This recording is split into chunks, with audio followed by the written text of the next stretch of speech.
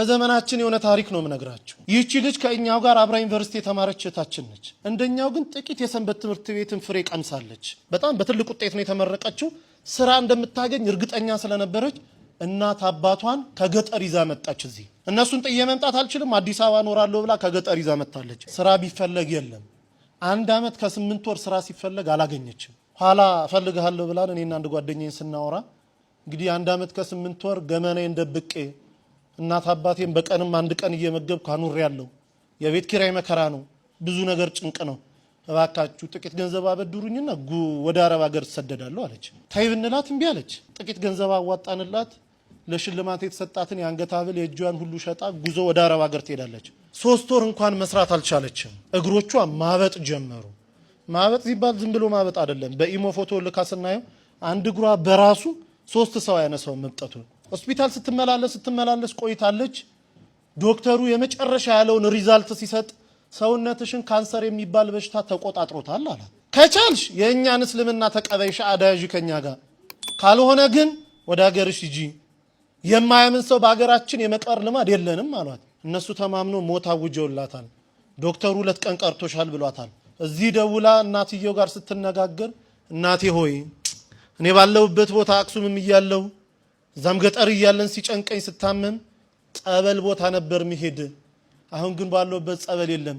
በአንቺ ማይፀን ውስጥ 9 ወር ከ6 ቀን ኖሬያለሁ። ያንቺ ስጋ ማለት የኔ ስጋ ነው። እባክሽ ሂጂና ተጠመቂልኝ አለቻት። የተልኮ ጥምቀት ማለት ይሄ ነው። ሂጂና ተጠመቂልኝ፣ በአንቺ ስጋ እመቤቴ እኔን አጥምቃት ትፈውሰኛለች፣ አምናታለሁ፣ ሂጂ አለች። ለካ እናትየው እግራቸውን ያማቸዋል። እሳቸውም ጳጉሜ 1 2 3 2013 ዓ.ም ልደታ ታውቁታላችሁ ብዬ አስባለሁ። ሜክሲኮ ልክ ስትገቡ እዛ በስመ አብ ወወልድ ወመንፈስ ቅዱስ አሐዱ አምላክ አሜን፣ ይቺ ጥምቀት የኔ ጥምቀት አይደለችም፣ ልጄ ባለችበት ቦታ አጥምቂልኝ ትላለች እናት እየገባች። ተጠምቆ ሲወጡ 3 ቀን ነው ተጠምቆ የወጡት። ደውልልኝ አሉ ዶክተሩ። 2 ቀን ቀርቶሻል ብለዋል። እናትየው 3 ቀን የተጠመቁት። ሲደወል ልጅቷ ዝልፍልፍ ብላ ወድቃ ሆስፒታል ወስዷታል። ሆስፒታል ገና ስትገባ ራሷ ነው የምትነግረን፣ ሰውነቴ ላይ የነበረ ያ ክብደት የሚመሰን አላንቀሳቀስ ያለኝ ነገር ሁሉ ውድቅ ብሎልኝ አዲስ የ18 ዓመት ህፃን ልጅ መስዬ ሆስፒታል በር ቆምኩኝ አለች። ይሄ ከአእምሮ በላይ ነው። ዶክተሩ እንዴት ሆንሽ ይላታል። አላውቅም ትሏለች። አንቺም ካላወቅሽ እኔ ምን አውቃለሁ ይላታል ዶክተር። እርሱን የሚመረምር ዶክተር ፈቃድ ሞልቶ ወጥቶ ነበረ። ከሄደበት ቦታ የ6 ሰዓት መንገድ ነርቶ ተመልሶ ሕክምና ገባ። ልጅቷን አምጡ ይላል። ይሄው እኔ ነኝ ትላለች። እባክሽ አትቀልጂብኝ፣ ልሰራ ነው ያለሁት። እኔ ልጅቷን አውቃታለሁ፣ ኪሎዋ ይሄን ያለው ደሟ እንዲህ ነው። አንቺ ደግሞ ሳይሽ አዲስ ህፃን ልጅ ነው የምትመስዪው፣ ልጅቷን አምጪ አላት። አይ እኔ ድኜ ነው አለች። እንዴት ሆኖ? ተጠምቄ። ከየት አምጥተሽ ጸበል? አረብ ሀገር አይደለም ወይ ያለሽው? ከየት አመጣሽ? አይ እናቴ ተጠምቃልኝ። እናቴ ልትጠመቅ ስትገባ ወላዲተ አምላክ ድንግል ማርያም ከመልአከ ምክሩ ከቅዱስ ሚካኤል ጋር እኔ ቤት ውስጥ ይመጡ ነበር አለች። ጠዋት ስነሳ ሙሉ ሰውነቴ ረጥቦ ነበር የምገኘው አለች። እናቴ እዛ ትጠመቃለች፣ ድንግል ማርያም ደግሞ እኔን እዚህ ስታጠምቀኝ ነበር እንዲዳንኩኝ አለችው። ዶክተሩ ማልቀስ ጀመረ። እንዲህ የሚባል ነገር አለ? በእውነት ድነሻል? አንድ ከሆነማ እኔም እኮ 17 ዓመት ካንሰር ታማሚ ነኝ። በቀን 2 ኪኒንና 3 መርፌ እየተወጋው ነው 17 ዓመት የገፋሁት። እባክሽ ሀገርሹ ሰጂኝ፣ አንቺ ምትያት ሴት ካለች እኔንም ታጥምቀኝ አለ። ያው እንግዲህ ታውቃላችሁ፣ እሷ መምጣት አትችልም። እዚህ ደውላ ከኛ ጋር አገናኘችው። ሰውዬው እዚህ የገባው ሐሙስ 10 ሰዓት ላይ ነው ማታ። አሁን ወስዳችሁ ካላጠመቃችሁኝ አለ። ብንለው ብንሰራው በፍጹም። በኋላ ተደውሎ በአረበኛ የሆነ ነገር አለችው። ተረጋጋ።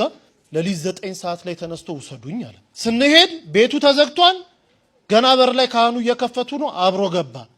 ንባባቱን ደሞ አጣኑን አንድ ላይ ተደርጎ ውስጥ ከሰማ በኋላ መጀመሪያ ተጠማቂ ሆኖ ገባ።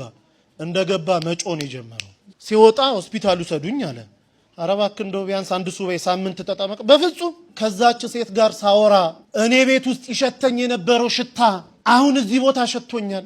እሷ ስታወራ ሁሌ የሚመጣው ሽታ እኔ ጋር አለ። እባካችሁኝ ውሰዱኝ። ከውስጥ የጥቁር ነገር እየጮኸ ሲወጣ ይቻለው፣ እንደ ጉም ደመና ወጥቶ ሲወጣ ይቻለው፣ ውሰዱኝ አለ። ሆስፒታል ተወሰደ። ምርመራውን ጠበቀን። ሲመጣ ካንሰር የሚባል የለብህም ተባለ። አላምንም ኢትዮጵያውያንን አለ። ዶክተሮቻቸው እንዴት ናቸው? 17 ዓመት የተያዝኩትን እንዴት የለም ትሉኛላችሁ አለ። አይ አገሬ ሄጄ ይመረመራሉ። ሄዶ ሲመረመር የለብህም ተባለ። አሁን ግብጽ ቤተክርስቲያን እዛው ተጠምቆ ሚስቱም 3 ልጆቹን ተጠምቆ ያገለግላሉ። ድምጽህ ሕይወቴ ነው ፍቅርህ ደግሞ ጥማቴ ጌታ ሆይ ስወጣ አብረኸኝ ውጣ ስራመድ ከፊቴ ተራመድ ንግግሬን ሁሉ አከናውን ጠላቴን የማሸንፍብህ ጋሻዬ ነህ ጭው ባለ በረሃ የጠጣው የሕይወት ውሃዬ ድምጽህ ጉልበቴ ነውና ጌታ ሆይ እንዳላጣው።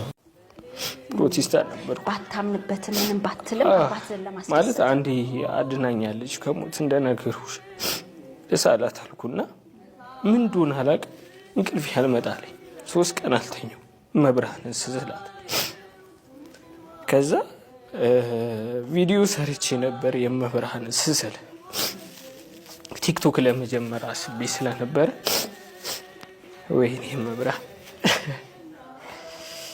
ከዛ ሚዲያ ላይ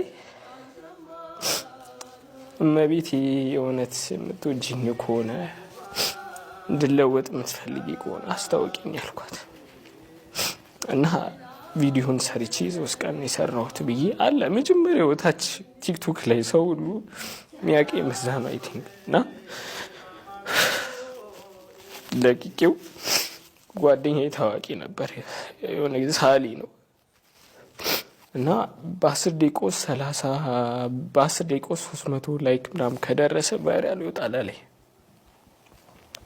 ሳይሆን ያልወጣ እና ተስፋ አልቆረጥኩም ዝም ብዬ አጥብቼው ተኛው ስነሳ ከየት እንደመጣ ላክ የሀገር ሰው ቅዱስ በርታ መብርሃን ትባርክ ትዳብስ ይለኛልና እውነት መብርሃን አጋዥነች እውነት ትወደኛለች ብዬ ደንግጬ ሄድኩ አጥብቼው ስልኩን ትምህርት ቤት ሄድኩ 2ኛ ዓመት ተማሪ ነበርኩ የዛኔ ያ ሁሉ አልፎ አሁን አዲስ አበባ ዩኒቨርሲቲ ተማሪ ነኝ ያ ሁሉ አልፎ ነውና በሳምንት ውስጥ 100,000 ተከታይ ያገኘው እና እኔ አሁን ስናገር ላይክ ተከታይ ማግኘት አይደለም ግን መብራህ ለህይወት ትርጉም እንዲሰጥ የጠየከውና ምላሹን ለማሳየት ነው እና የመብራህን ፍቅር የመብራህን ምልጃ ረዲቷ በረከቷ የእውነት ነው ስለሷ ተናግሬ አልጨርስም ስዕሏን ስስል እያለቀስኩ ነው